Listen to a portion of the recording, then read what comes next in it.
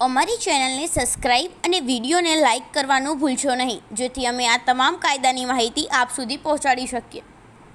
કલમ 40 શરીરના ખાનગી બચાવના હકની શરૂઆત અને તે ચાલુ રહેવા બાબત. ગુનો કરવામાં આવ્યો ન હોય તો પણ ગુનો કરવાની કોશિશ અથવા ધમકીથી શરીરને જોખમ પહોંચવાનો વાજબી ભય પેદા થાય કે તરત જ શરીરના ખાનગી બચાવનો હક શરૂ થાય છે અને શરીરને જોખમ પહોંચાડવાનો એવો ભય ચાલુ રહે ત્યાં સુધી તે ચાલુ રહે છે. કલમ 41 મિલકતના ખાનગી બચાવનો હક મૃત્યુ નિપજાવવા સુધી ક્યારે પહોંચે છે.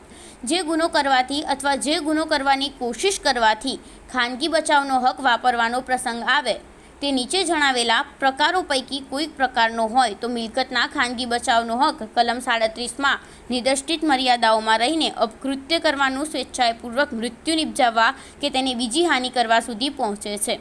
એ. લૂંટ. બી. સૂર્યાસ્ત પછી અને સૂર્યોદય પહેલાં ઘરફોડ.